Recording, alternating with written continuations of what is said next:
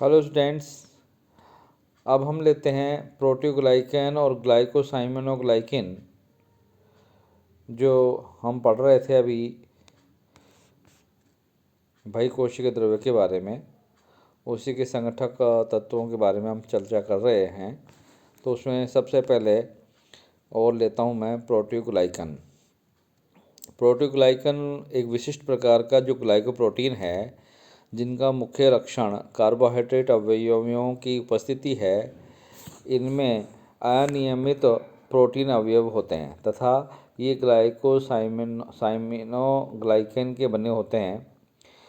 Protein तथा carbohydrate के परस्पर संबंध जालनुमा धूसर का निर्माण करते हैं।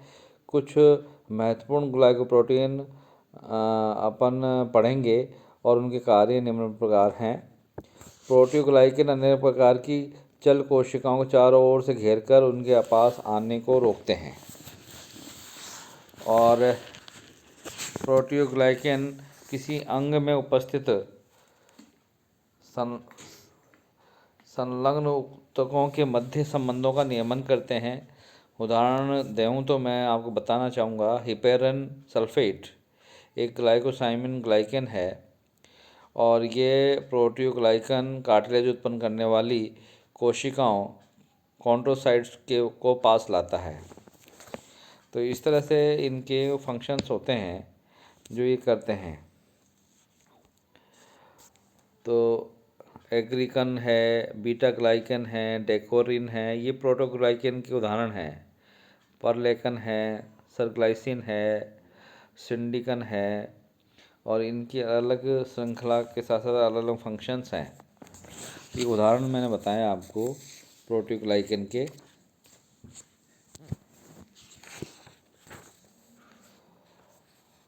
अन्य प्रकार की कोशिकाओं में एक प्रकार की कोशिकाओं द्वारा स्रावित प्रोटीओग्लाइकन आपास वाली कोशिकाओं की वृद्धि के लिए आवश्यक होते हैं।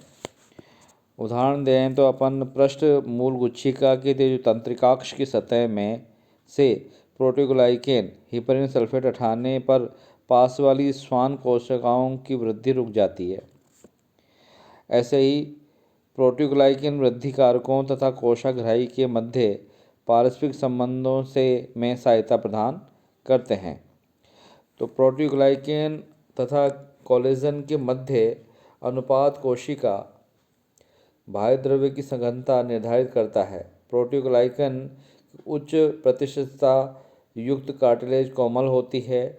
कोलेजन तंतुओं से बनी कंडराएं कड़ी होती हैं और प्रोटीओग्लाइकन की जो उच्च प्रतिशतता है वो प्रतिशतता युक्त आधारी लेमिना आणविक चालनी के रूप में कार्य करती है, मॉलिक्यूलर सीव ट्यूब के रूप में काम करती है और साथ में संरचनात्मक आधार भी प्रदान करती है। दूसरा इसका जो प्रोटीन है वो है ग्लाइकोसाइमोनोग्लाइकन। यदि उसका जो मोलिकुलर वेट देखें उसके आधार पर बाह्य कोशिका द्रव्य में ग्लाइकोसाइमोनोग्लाइकन 10% रेशेदार प्रोटीन के बराबर होते हैं और ये शाखा रहित पॉलीसेकेराइड श्रृंखलाएँ होती हैं, मतलब नॉन ब्रांच्ड होते हैं, जो डाइसेकेराइड इकाइयों की बनी होती है। एक डाइसेकेराइड इकाई की दो श्रृंखलाओं में से एक सल्फर युक्त होती है जिसमें एक एमिनो समूह एन एसिटाइल ग्लूकोसेमाइन और दूसरा एन एसिटाइल गैलेक्टोसेमाइन उपस्थित होता है। इसी कारण इसे ग्लाइकोसेमाइन ग्लाइकन कहते हैं। दूसरी शर्करा प्राय यूरोनिक अम्ल ग्लूक्यूरोनिक तथा अथवा आइडोयूरोनिक होती है। सल्फेट तथा कार्बोक्सिल समूहों की उपस्थिति के कारण ग्लाइकोसेमिनोग्लाइकन ऋणावेशित होते हैं। ग्लाइकोसेमिनोग्लाइकन के 5 मुख्य समूह हैं: hyaluronan, chondroitin sulphate, dermatan sulphate, heparan sulphate, heparin keratan sulphate. Glycosaminoglycan circular नहीं होते, वलयित नहीं होते हो सकते और गोलाकार आकृति ग्रहण करते हैं। भार के का अनुरूप अत्यधिक आयतन होने के कारण ये अत्यधिक फैले होते हैं, जिनके कारण अधिकांश बहिकोशिकीय स्थान घेरते हैं। ये कम तापमान पर जेल का निर्माण करते हैं और ऋणाविष्ट होने के कारण सोडियम जैसे धनायनों को अपनी ओर आकर्षित भी करते हैं। ये धनायन परासरणीय रूप में सक्रिय होते हैं, जिस कारण ये धूसर मैट्रिक्स जो बनती है में जल की मात्रा को अवशोषित कराने में सहायक होते हैं। जल की मात्रा बढ़ने के कारण बहिकोशिकीय द्रव्य का आयतन बढ़ जाता है, जो बलों को विपरीत स्फीति टर्गर उत्पन्न करता है। ग्लाइकोसामाइनोग्लाइकेन के इस गुण के कारण घुटने की संधि पर उपस्थित कंडरा अत्यधिक वायुमंडलीय दाब को सहन करने की क्षमता रखती है। ग्लाइकोसामाइनोग्लाइकेन की कमी के कारण असंख्य रोग विकसित हो सकते हैं। डर्मेटॉन सल्फेट की कमी के कारण बौनापन, अपरिपक्व जीर्णता, त्वचा, जोड़ों में पेशियों और हड्डियों के सामान्य रोग उत्पन्न हो जाते हैं।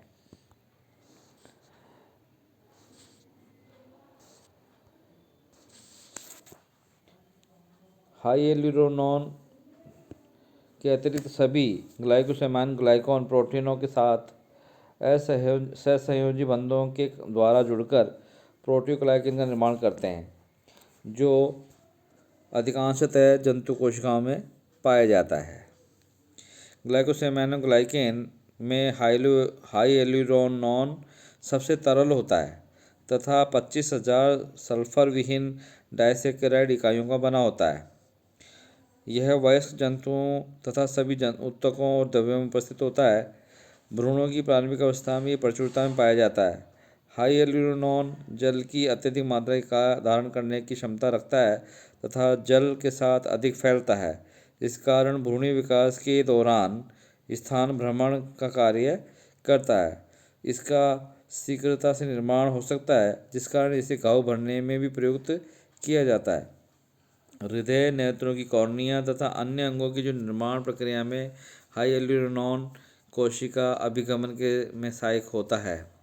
कोशिका अभिगमन के पश्चात आवश्यकता से अधिक हाइएलुरोनॉन हाइएलुरोनॉनिडेज एंजाइम के साथ द्वारा विघटित हो जाता है।